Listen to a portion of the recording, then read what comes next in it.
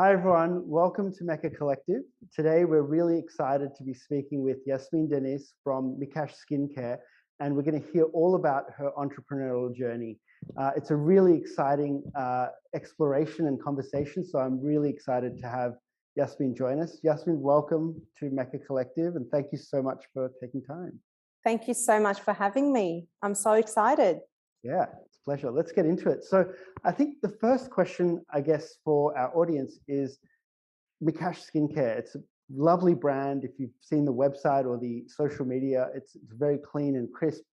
Can you tell us a little bit about what Mikash Skincare is all about? Yes. So when I wanted to start a skincare business, I knew from the get-go that I wanted to be very different. There's hundreds, if not millions, of skincare brands out there, but something that I really wanted to do was stay true to what I wanted, and that's genuinely ethically sourced natural skincare made in small batches. Yeah. So I'm very proud of where it's at now. I'm glad that I've stuck to what I wanted and I've achieved what I wanted. Nothing is mass produced. There's no nasty ingredients in my products. So that's something that I'm happy about. I think what people are really interested to hear about, and you and I had this conversation a few weeks back, which was really interesting, very eye-opening for me. Tell us a little bit about the journey, because now we see, you've got the brand up and running. Mashallah, it's very successful, and it's on its way to really great things, inshallah, in the future. But how do you go from having an idea to getting to where you are? And more importantly, I suppose, what brought you to that point? Because I know that there's been a really big personal journey as well. I don't even know where to begin, to be honest, because from a very young age, I've always been interested in beauty, in skincare. I used to give facials with the Nivea cream to people when I was younger. Like, it's always been in me. But when I was working in these fields, skincare, beauty, I never knew about natural. And I thought, like brands that you'd go and buy from Maya or David Jones were just, great for all skin types. But it wasn't until I was working at a very well-known cosmetic counter that I had a lot of people come back wanting to return the product because they had reacted to it. So I dropped out from high school. So the moment I turned 14 and 9 months, I just didn't like high school. I got bullied a lot. So I started working from a very young age. And when I was 17, I started working at a very well-known cosmetic counter. It's Maya and David Jones.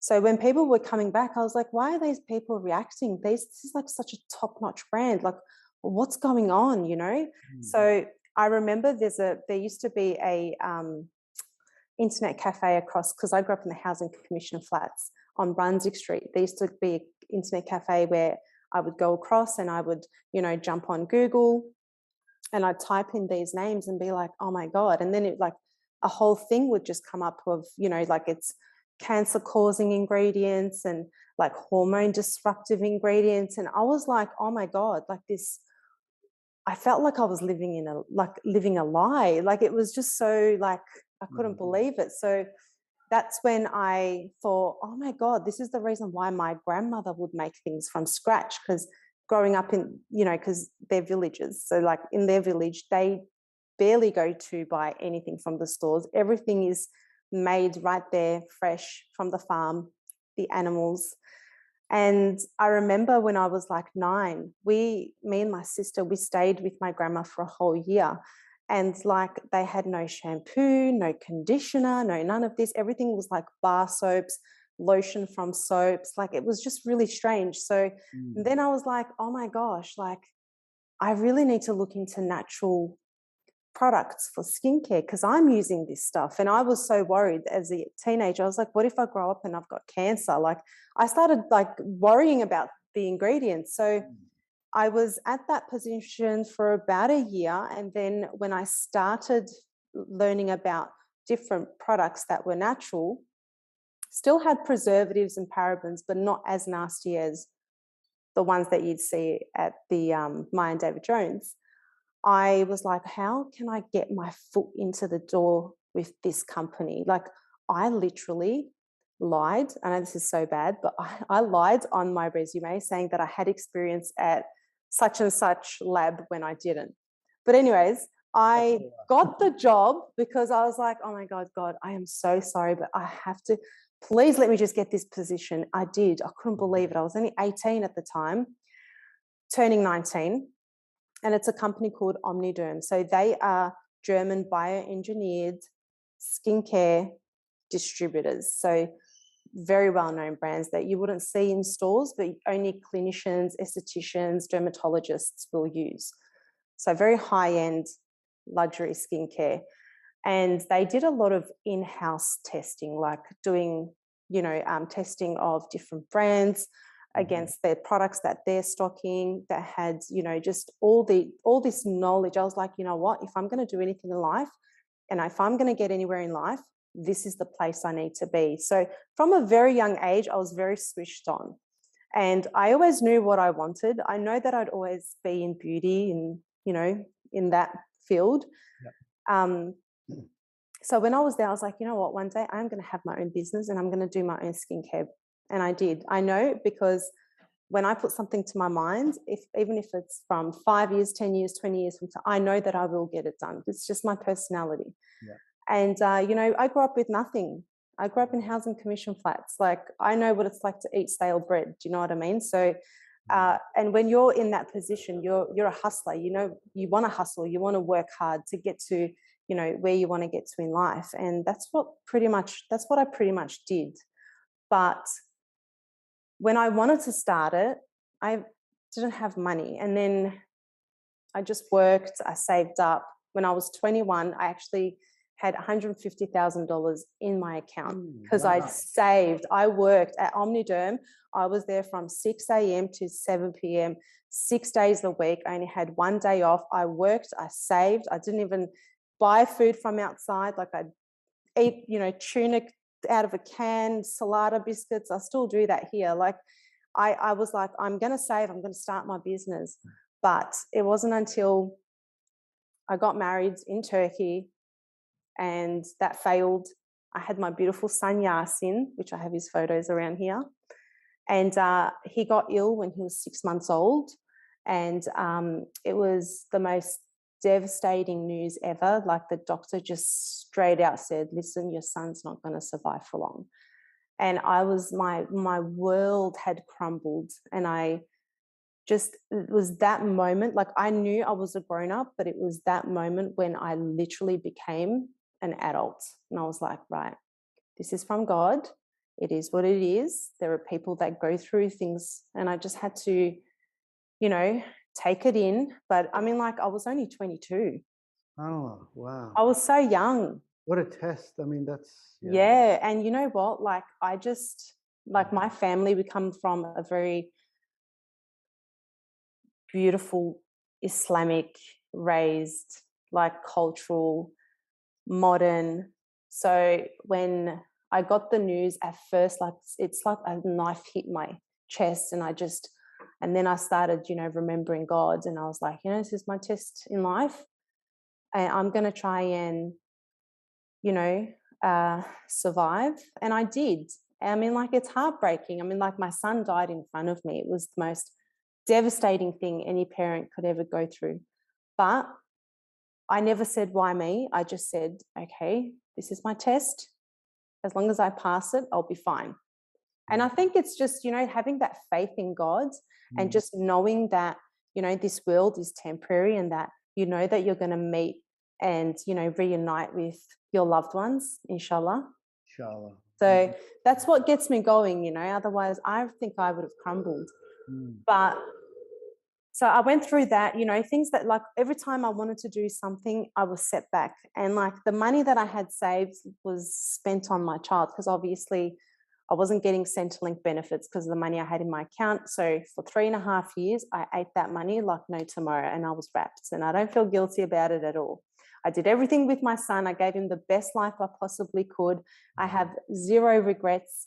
The only thing that I struggle with at the moment is probably just a bit of anxiety, because sometimes I can't help but think, oh, I just miss him, But that's why I got remarried, and I always say love saved me, because I was like really devastated. So when I met my husband, Ross, he was like, he saved me from feeling sad all the time. Mm. And I had Mikhail. Mikhail's now 7, my son. And then I had Aisha. I fell pregnant to Aisha when Mikhail was 3 months old. It's like raising twins. And then it was until I think Aisha was like 6 or 8 months old. And my husband at the time had really bad carpal tunnel. So he had to get off work. And I mean, like, I'm not working. He's not working. We've got 2 little kids that are toddlers. It was a bit tough. Mm. And he's like, do you reckon, he's like, you don't have to. He goes, but maybe you can look for some part-time work. And then I was like, no. He's like, what do you mean? I'm like, no, I'm going to start my own business. He's like, with what money I got? Trust me. I go, I don't need a lot of money. We have $500 in the children's account. And I was like, I'm going to use it. I have no regrets. I don't care if it's the kids' money. It's just $500. I'm going to use it. And that's what I did. I literally got like 10 labels, 5 bottles, 5 closures. I got the ingredients from, because the wholesalers that I knew from back then, I've got connections. Yeah. I'm connected like Lego in that field. But I was like, right, I will, let me get this stuff. This is what I've got. Just give me a little of this. I went in my kitchen. I pretty much just picked up from where I left off. It's like when you're a self-taught chef at home, like, you love to cook, you love to bake, the recipe off by heart. Yeah. Like you just pick up from where you left off. And that's what I did. But I struggled at first. I was like, what's going on? Like, why aren't people buying from me? Because while I was, a stay-at-home mum, I actually had a cooking blog where I had like, I think 15 or 20,000 followers. Wow. So I was hoping that those followers would merge onto the Mikash page. But I only had like probably 2,000 of them merge, or 5, like I can't really remember how much. And then I said to myself, you know what? If you're going to start doubting and be down about this and by not having sales and blah, blah, blah, you will not get anywhere in life, because I've always been the type where if you need to believe that God is behind you. So having that faith and tawakkul, which, like I'm the type where I'm like, I fake it till I make it. That works for me. And I always tell people, don't worry about, I didn't get any sales. Why this, why that? Just be like, nah, man, I'm killing it. Oh my God, I've got all these sales. I don't know what to do, blah, blah, blah. Like, that's just the way I do mentality. It. Yeah. You've covered a lot of really interesting I haven't stopped talking. No, but it's been riveting. It's been really fascinating. And there's been so much in what you've said so far that I really want to unpack. I think, the thing that stuck out to me in what you've just talked about, there's been a few things, but the first one and the most major one has been, you recognized that God doesn't test us beyond what we can bear. Yes. And so, when you come across something so difficult, and I can't imagine, I'm a young parent in a sense, I've got a young kid, a new parent. And so, understanding what that must feel like, I can't even imagine it, right? And so that test that you endured, and alhamdulillah, you've come out the other side in such a brilliant way, mashallah, it seems. And so, but to undergo a test like that, and obviously our Prophet ﷺ, he went through that test of losing children. So you share something, and I think the only thing I can say to someone that's gone through that is you share something that the Prophet had. And that's the best thing you can hope for in the world, in a way, right? To share an attribute or to share treatment of the Prophet ﷺ. However, it's a huge, huge test. And I think the approach you've taken to tests is something that's really interesting and really noteworthy, because your reaction to something like that was that this is from Allah. This is a test from God. Yeah. And if he's given me this test, it means he's given me what it takes to overcome that test. And I think you've kind of lived your life, without saying that, you've kind of lived your life in that way so far, that you endure a test and you sort of figure out and hustle away through it. Yeah, And I think that that is one of the absolute key ingredients of success in, be it in business, in spirituality, in whatever field, is, you know, understanding that you're going to be tested, and then understanding that you've got what it takes to overcome that test, and having that gratitude. And I think the fact that you also mentioned that, you know, you kind of fake it till you make it, but the way you've approached the fake it till you make it is kind of out of a gratitude mentality. It's sort of, absolutely. rather than focusing on what you don't have, you're like, well, this is what I want, and this is, I'm gonna, you know, I'm gonna treat the world as if I already have that thing, and that those Yeah, things, Allah's already doing that for me. And I think absolutely. that that is really interesting, because I think it's taken you, mashallah, so far, so good. Um, yeah, I guess from that, the early days of Mikash, you know, $500 budget from the kids' account. um, you know, you buy a bunch of bottles, and you get the ingredients from contacts that you've established in, you know, in the earlier days of your beauty career.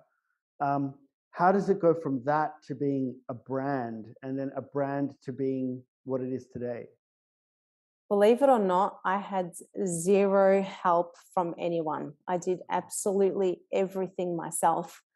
And like I always tell people, like, so I would have the pillow on my feet. I would be swinging Mikal, and I'd be breastfeeding Aisha with my phone and just looking at, you know, YouTube business ideas and business growth videos, and, you know, listening to podcasts while I'm cooking. I didn't socialize for 3 years.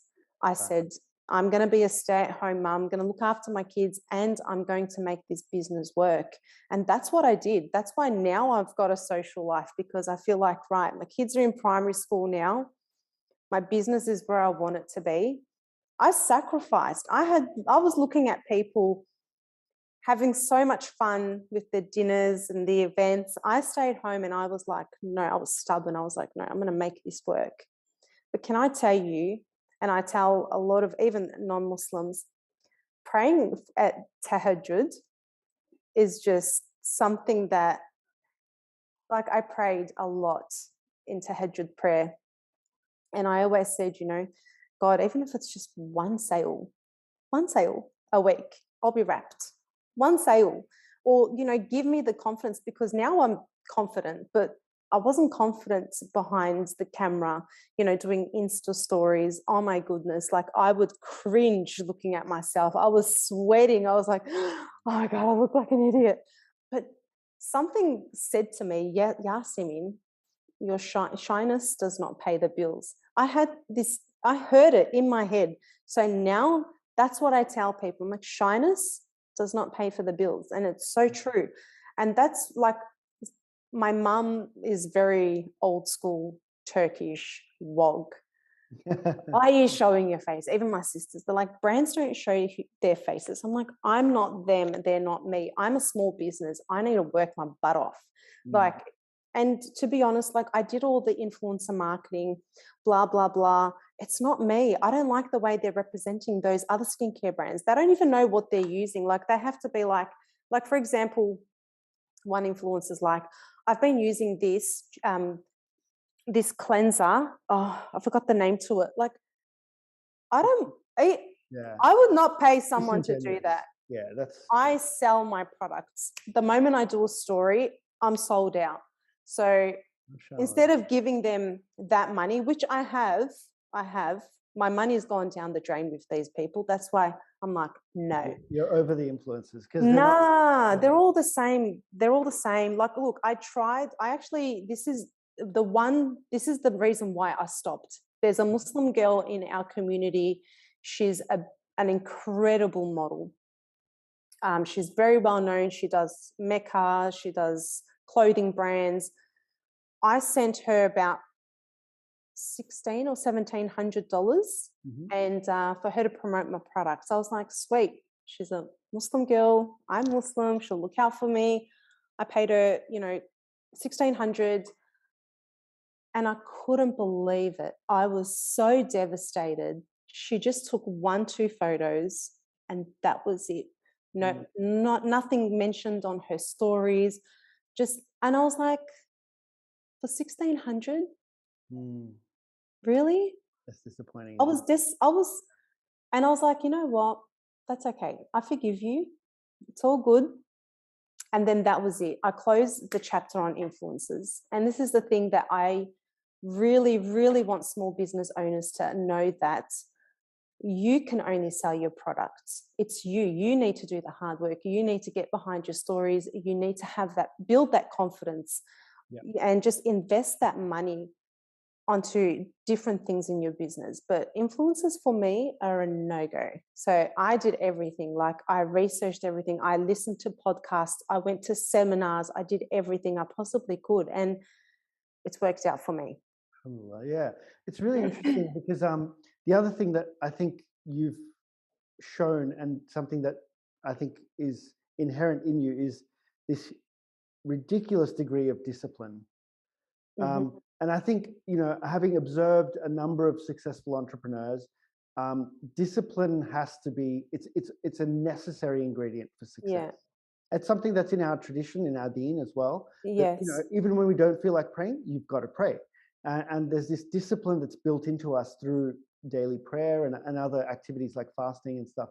But, I find it really interesting that, you actually went through this whole period of time where, you're not going out, you're not spending money, you're not, buying the things that you'd love to buy, that every person would love to buy at that age. Yeah. You're saving money. And then when you start the business, you're not going out, you're not doing the social stuff that you'd love to be doing. You're working on your business, and you're staying at home and sort of really exercising a huge amount of discipline in order to reap the benefit later on. Yes. Um, so how important is that, do you think? I think it's so important, Yeah. because I took this business very, very seriously. I was like, this is the only shot you have, Yasemin. That's it. After Mhm. this. And then, just the fact that I had people in my head saying, another skincare business, blah, blah, blah. And I was like, you know what? I'm gonna, like, trust me. I'm I'm gonna make you guys eat your words. And I did. And those people were my own sisters. They were like, Yasemin, just go get a job. I'm like, no. One thing, and I don't mean to sound arrogant or I don't have a huge ego. I'm very humble.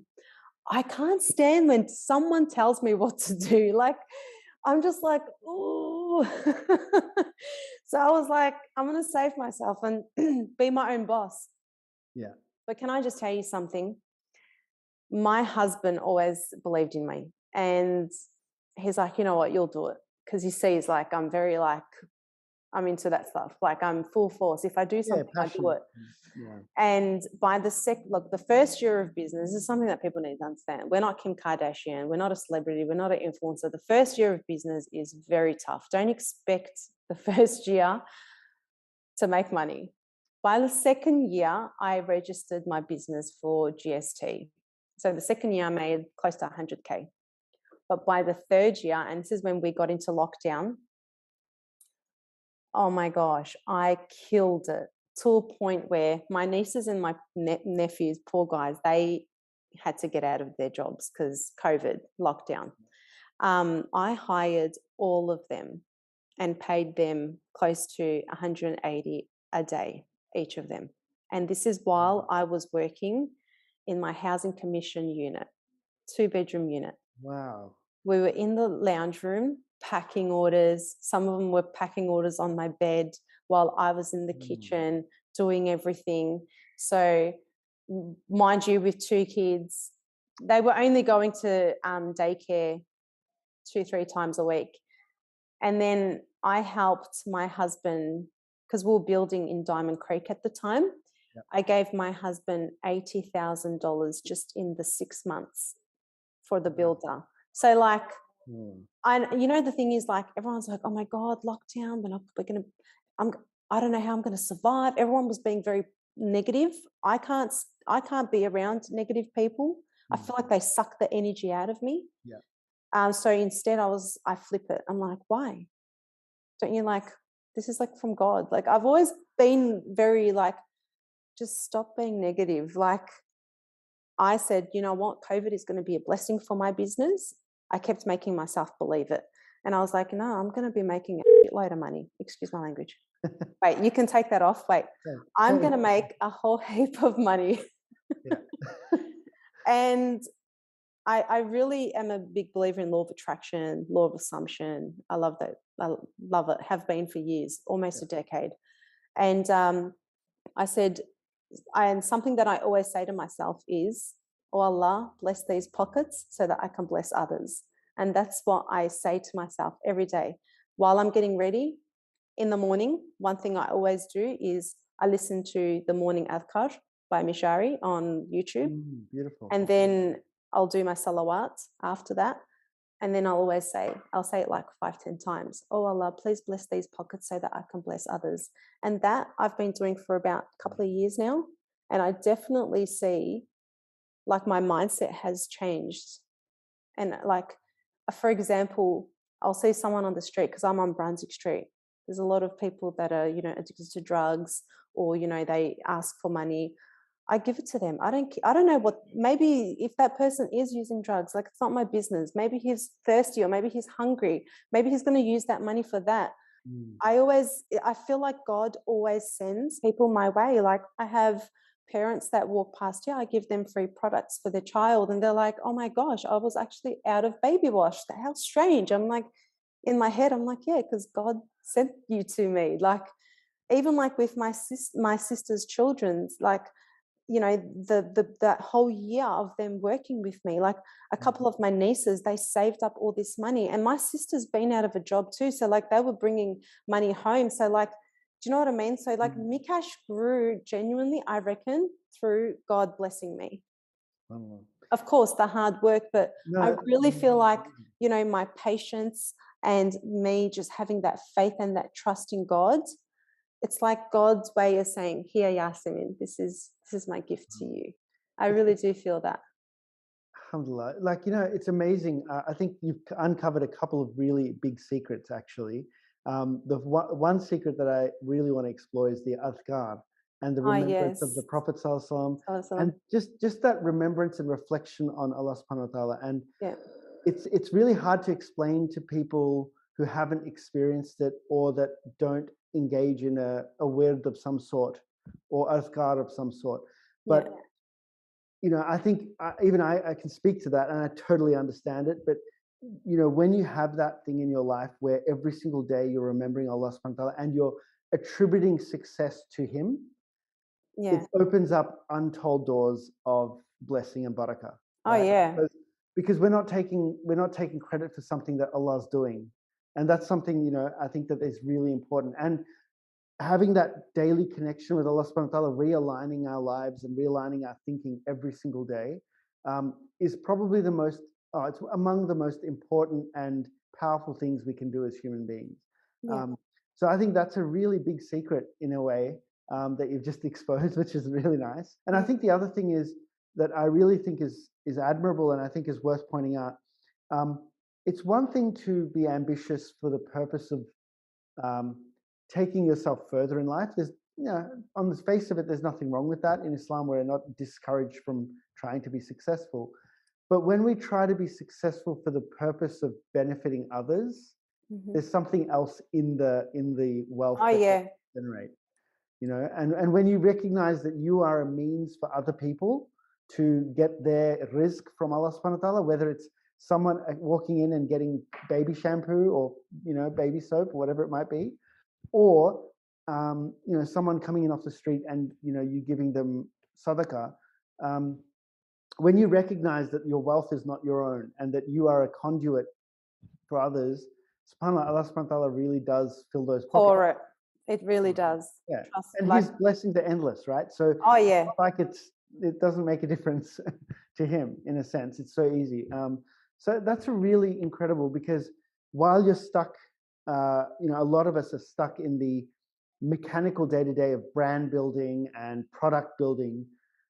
These things can get lost, but it's so refreshing to hear that that's been such a huge part of your journey and your success. From here, where Mikash obviously has come through a number of phases. Sounds like the COVID period of time was a strong period of time for you guys. Alhamdulillah. Yes, it was. Alhamdulillah, and as a family, I suppose, So where do you want to take Mikash? What's the future goal and what are the aspirations for this brand?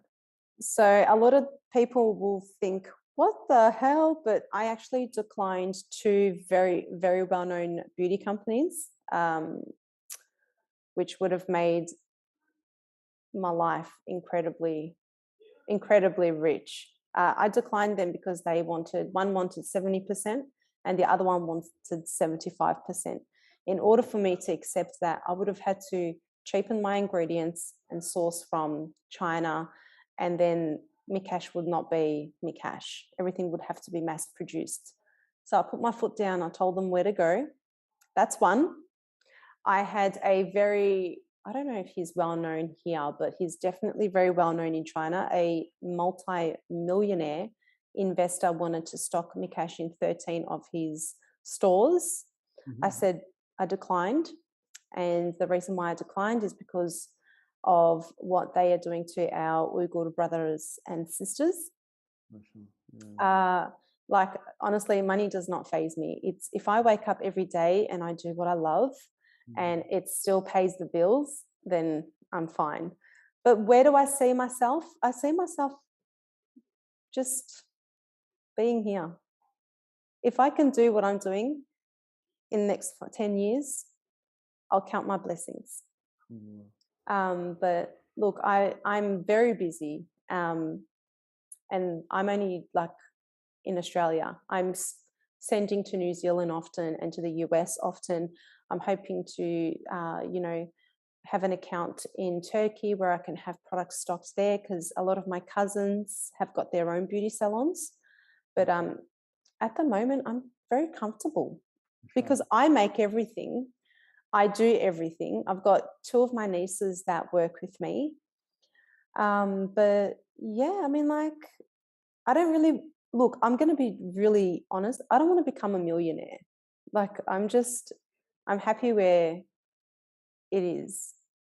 That is, to be honest, really refreshing to hear. Because, as we know, businesses are vehicles for other things, and so the reasons for people getting into business vary, and sometimes some people get into business for money, but the ones that are really successful get into business for reasons beyond that. It might be because you want to affect change. It might be because you want to create something that's really valuable, a product that is that you can stand behind, a product that you can actually say, I know every ingredient in this product and I can guarantee it.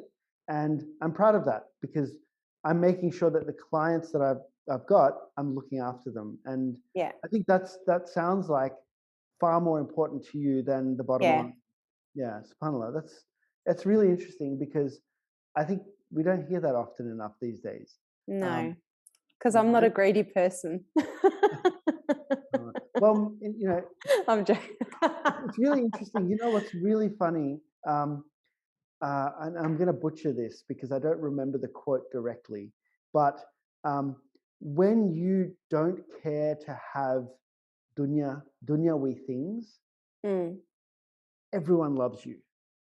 If you're a person that is not chasing the dunya, Allah subhanahu wa ta'ala makes it so that the people of the world will really chase you.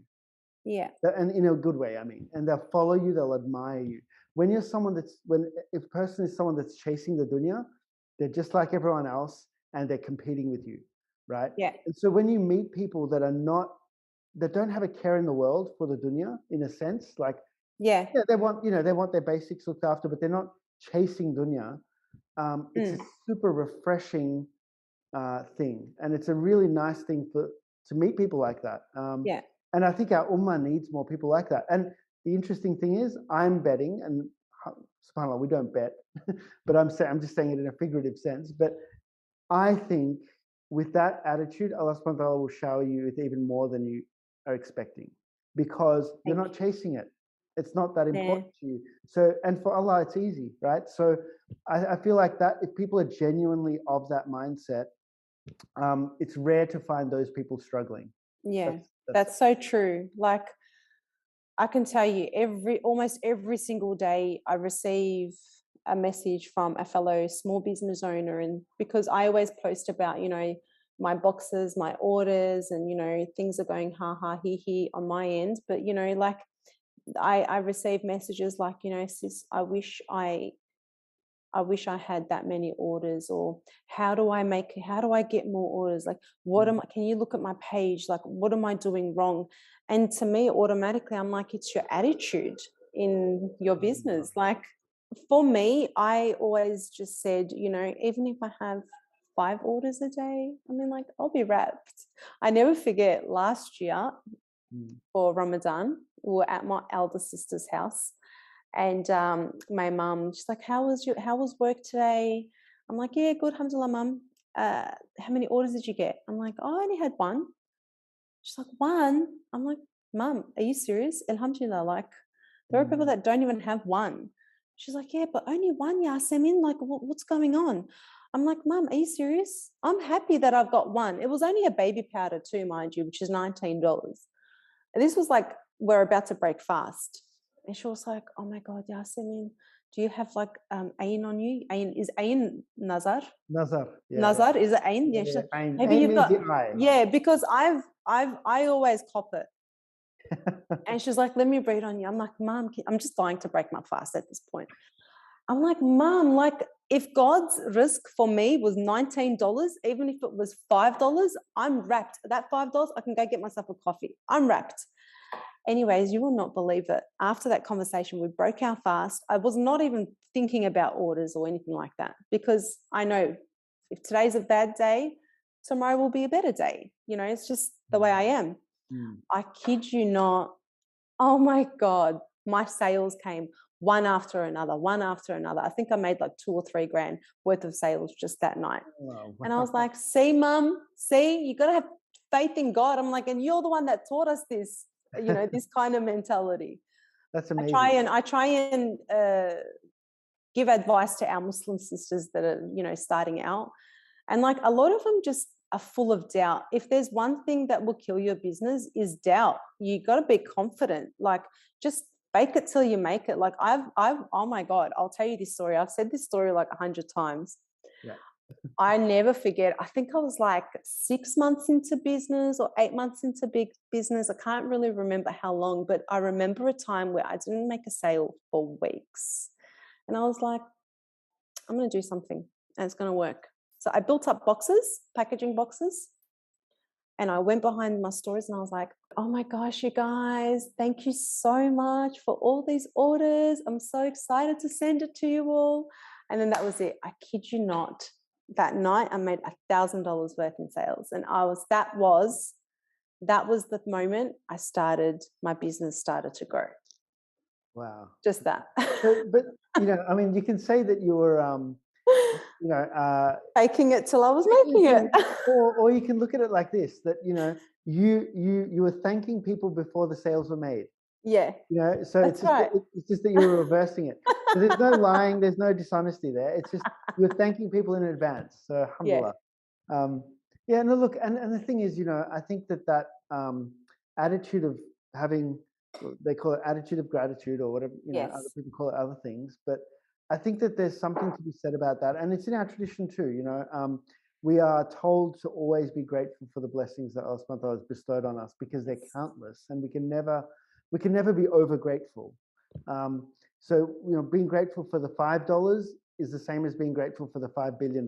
It's the same thing. It comes from the same source. And that's so, right. we look at the giver, not what's given. Yeah, that's right. And so, alhamdulillah, I mean, that's so nice and refreshing to hear, that, despite, and our mothers are always the ones that show us the mirror. That's really interesting. But yeah, that iftari story, I can imagine that it's the same thing at so many different dinner tables around the Muslim world. Yeah. So I'm sure a lot of people relate to that, especially if they're embarking on a business. The waters are always choppy, right, in business, because you never know. And so there's probably a lot of dinner table chats that are similar. Like, what are you doing with your life? You've only got one sale, or what is this business you've started? Are you sure you really want to do this? Why don't you get a job like everyone else? Do something stable. Go be a doctor, go be a nurse, go be a this, Yeah. whatever. But in business, you have to have that resilience and you have to have that belief, which, I think is something that you've really shared here today as well, that having that belief and then reinforcing it with thinking positively, thinking gratefully, and doing what it takes to hustle and get it done. Yeah. That's really interesting. And so, um, in terms of advice, I mean, I think you've given some remarkable advice to potential founders and other people with not just beauty brands, but just businesses generally. What do you think the Ummah can do better? If you were to look at sort of how the Ummah, the Muslim Ummah in Australia, and how they're running businesses and engaging in that sort of activity, what would you say is something we can collectively do better? Can I be really honest here? Please, yes. And I just want to say I apologize for anyone listening now. Do not take offense to what I'm saying. I'm someone that won't sugarcoat anything. I'm straight to your face. Something that, see, I didn't grow up in the community. I grew up in Fitzroy and I'm still in Fitzroy. So once my business was exposed to the community, I really didn't understand a lot of the time. Like I was just really different, mindset wise, attitude wise, very different. And something that I realized with our community is that there's a lot of competition. There's a lot of looking into how they're doing things. Okay, I'm going to do it exactly like them. So there's a lot of copying as well. Something that I would definitely suggest, like my advice to them would be you. But when I say be you, I mean like genuinely be you. Don't worry about what other people are doing. Focus on how you want to do things. Like, for example, Mikash Skincare, everyone will say it's like gangster skincare because like I've got my little bit of attitude in there and my personality in there. Because like I love, R&B and like I dress in my trackies and, I'm me. But like just be you and like just don't worry about anyone else because every single one of you ladies out there are special gems. Like you bring yourself to the table. Don't worry about anyone. Sorry, I dragged it on, but No, not at all. I'm sure they'll know what I mean. Yeah, no, definitely. I think it's really interesting because one thing you've just pointed to there in terms of the mindset is, when we grow up in a Western capitalist economy, Yeah. the mindset is resources are scarce, right? Scarce meaning there's only a certain amount of money, let's say, in the economy. And that means if I take some, or if someone else takes some, less for me, right? And that's kind of, sadly, that's a little bit of the mindset that we've adopted as the Muslim community in some parts, let's say. Yeah. Not everyone, but some parts of the Muslim community have adopted that mindset of there's only so much of the pie to go around. And so if someone else is taking a big part of the pie, I get less. But if we look at it from an Islamic point of view, It's not like that. It's not like that because Allah subhanahu wa ta'ala is infinite and what he can give us is infinite. And so there's no limitation on, if he makes someone else in our community really successful and wealthy, that doesn't mean he can make, he's got any restrictions to make us any less successful. That's right. And I think that mindset comes back to trust in Allah, right? Trust in Allah Absolutely. that we are sufficient in what we are putting out there to the world and that, that Allah subhanahu wa ta'ala will help us when our, time of need comes. So I think that's a really, really nice message because I think it's self-reflective in a way that, we all have it in us to be imperfect and to be affected by jealousy and those sorts of things. Yeah. But if we go back to our roots, we can find the answer there, and that is that. Yeah, absolutely. And look, when I do business, I always said I'm going to, be a business owner and take. I treat my business the way our Prophet Muhammad Sallallahu Alaihi Wasallam used to do his business. So, like, I think that's very important. Like, if people just go back and be like the way he would be in business, very humble, very extraordinary things that he's done. And, just gaining, I think that's the reason why I've gained people's trust, you know, by following in his, well, I try to, in his footsteps with, you know, being in business. Like, for example, my products, it says 110 mils on a label. I add extra. I'm like, just in case, I'll just add a little bit more, 5 more mils, you know, because sometimes, I don't know, maybe the scale's wrong. So like things like that, do you know what I mean? Like if I really wanted to, I could really get something that's a little bit more cheaper just to save and make a little bit more profit. Easy, I can do it. But I don't, because I'm like, no, because that's not what Islam teaches us. That's not what our Prophet Muhammad would do. So these are things that I always think in my head. And you'll be surprised, a lot of business owners that are Muslim don't even think about things like that. Yeah, which is so, it's so like heartbreaking, you know, like I know I'm not perfect. I don't wear the hijab, but things like this, I take very seriously. No, it's fun. I mean, look, we're all on our journey, you know, and I think that we recognize that we're all imperfect and we have shortcomings, but you know, we pray that Allah subhanahu wa ta'ala forgives our shortcomings and allows us to be people that are practicing the way that He would like us to. So, you know, I'm in the same boat in terms of wanting to always improve spiritually and always feeling deficient in that way. But, you know, I think we've covered some amazing content in the sense. I think we did too. Yeah, it's been an incredible conversation. One last question that I want to ask, because I'm conscious of your time and I know we're really. That's okay. It's all good. It's been really insightful. Is there anything that you wish you knew before you got into business that you do know now? That it's important to have a really good accountant. And believe me, when I tell you, I could have been in big trouble, but there are a lot of businesses, and I tell you, Zane, like a lot of small businesses that are making a load of money and they are not ATO approved. Like I'm telling you, these guys will get you. It takes one bad relative or a friend, an ex-friend, to lag you in and then you're gone. So get a good, this is like such an important thing that a lot of people just overlook. Care. They're like, oh, they're not going to know. Trust me. Oh my God. One of my friends, she got done. She was doing florals from home, done up floral stuff. I don't know. Yeah. Anyway, she was making a lot of money. She was making 8K a week, just profit. And she was still getting Centrelink. She's a single mum, so I don't get. She was still getting Centrelink. She's like, oh yeah, I'll just open a second account. No, it took one bad relative to lag her in. So yeah, anyways, look, accountant, you got to get a really good accountant. You got to get that stuff sorted, because let me tell you now, in 5 years' time, if you want to buy a car or, you know, buy a house or a shop, whatever it may be, having that financial stability and, you know, it makes a world of a difference. Like the reason why I say this is because at first I was like, I'm not going to tell the ATO. What for? Why should I? I'm making the money. Why am I going to give it to them? Nah. If you're paying tax, be grateful that you're paying tax. But like, if it wasn't for my business, I wouldn't be able to get a loan approved of over $1 million for my husband to start his crane business.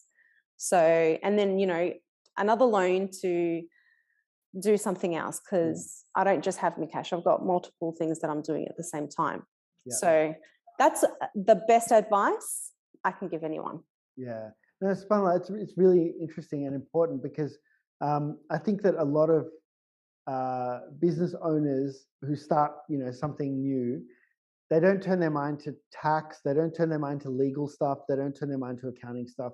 And it's because it's expensive. That stuff ends up being, it's boring and it's expensive, and it's kind of like, I don't have time or the, you know, willpower to deal with all those people. Yeah. Like, no one wants to deal with those people. No one. Yeah. I'm like, I'm dumb when it comes to things like that. My accountant does everything for me. You do know I'm a lawyer, right? So just be careful with what you say. No, that's all right. Listen, my sister's a lawyer. My sister's a lawyer. She used to lag me to the teachers when she'd see me wagging school. So, no, I think setting up in a way where you don't have to go overboard, but just having that stuff in order, it sets your Yeah. life up. Like, being Oh, able to, oh yeah. demonstrate that you've got a strong business for the purposes of, I don't know, whether it's lending, like, Yeah, borrowing, whether it's, that's right. you And know, if I was to sell my business, at least I've got my yeah, books, exactly. my tracking of my profits, my this, my that. Yep. So yeah. Yeah. Alhamdulillah. Look, thank you so much. It was a really amazing conversation, and I'm so Thank you. glad that I was able to get your time to be able to do something like this. So I'm really, really grateful to you for taking time out to speak with us. And My absolute um, pleasure. Thank you yeah, so much. and I don't want to end this without making dua that Allah subhanahu wa ta'ala continues to bless you and bless your family and your business, and may you continue to succeed and continue on a path of closeness towards Him, inshallah ta'ala. I mean, I mean, um, inshallah yeah, for us and all.